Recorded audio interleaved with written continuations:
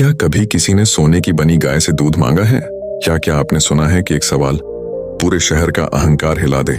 आज की यह घटना काशी में घटी थी, जहां संत रविदास जी के एक उत्तर ने विद्वानों की बुद्धि ही नहीं, उनका गर्व भी पिघला दिया था। काशी, जहां मंदिरों की घंटियों में आध्यात्मिकता गूंजती है, उसी पावन भूमि में रहते थे संत रविदास जी। सरल जीवन, शांत स्वभाव और करुणा से भरा हृदय। दिन में मेहनत से काम करते, चमड़ा गढ़ते, जूते सीते और हर पल प्रभु का नाम जपते। लोग कहते, उनके पास बैठो तो लगता है जैसे मन का बोझ हल्का हो गया। इधर कुछ विद्वान पंडित चिंता में थे। एक बोला, रानी तक उनके दर्शन करने जाती है। दूसरा बोला, राज दरबार के मंत्रियों को भी वही मार्ग दिखाते हैं। एक बुजुर्ग पंडित गुर्राया, और लोग कहते हैं कि वह शास्त्रों का अर्थ बेहतर समझाते हैं। यह कैसे सहा जाए? एक चालाक पंडित ने गहरी सांस ली। अगर वह सच में संत हैं, तो परीक्षा से क्यों डरेंगे? धीरे धीरे सबकी सहमति बन गई। रविदास जी की परीक्षा होगी। अगले दिन सभी पंडित राजा के दरबार में पहुंचे। राजा ने पूछा, आज आप सब एक साथ किस कारण आए हैं? मुखिया पंडित बोला, महाराज, काशी में भ्रम फैल रहा है। एक साधारण चर्मकार को लोग संत मान रहे हैं। राजा शांत स्वर में बोले, मैंने भी उनके बारे में बहुत सुना है। लगता है उनमें कुछ विशेष है। ये बात पंडितों के मन को खटक गई। एक पंडित बोला, महाराज, यदि वह सच में महापुरुष हैं, तो उनके सामने एक परीक्षा रखी जाए। हम शुद्ध सोने से एक गाय बनाएंगे। उन्हें कहना होगा कि उसे जीवित करें।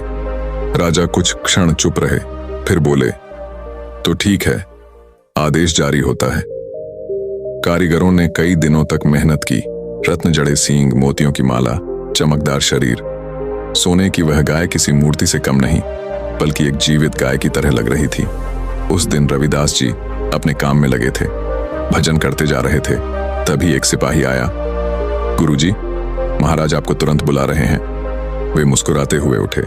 राजा हो या भिखारी, बुलावा जब भी आए जाना ही चाहिए। जब वे दरबार में पहुंचे तो भीड़ में सन्नाटा छा गया। राजा ने आदर से कहा, गुरुजी, हम एक विनती लेकर आए हैं। रविदास जी बोले, महाराज, विनती का अर्थ यदि सद्भावना हो तो उसका समाधान अवश्य मिलता है।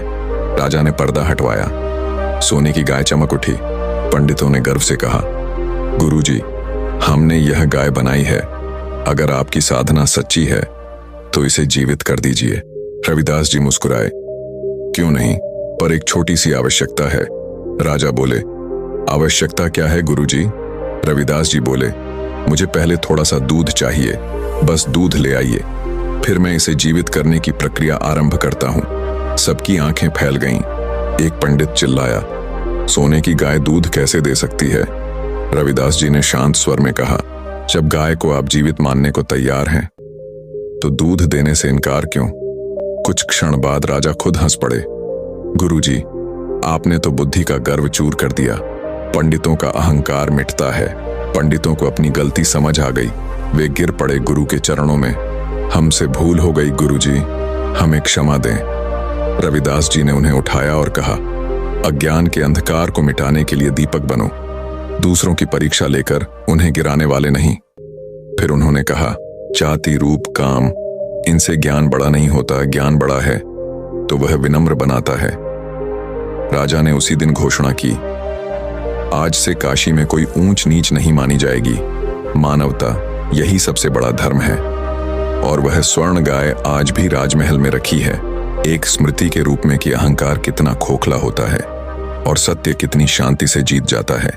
यह घटना हमें बताती है कि ज्ञान का असली प्रकाश वहीं दिखता है जहां अहंकार समाप्त होता है। अगर कहानी ने दिल को छुआ हो तो कमेंट कर कहना, जय गुरु रविदास जी। और अगली कहानी तक नमस्कार।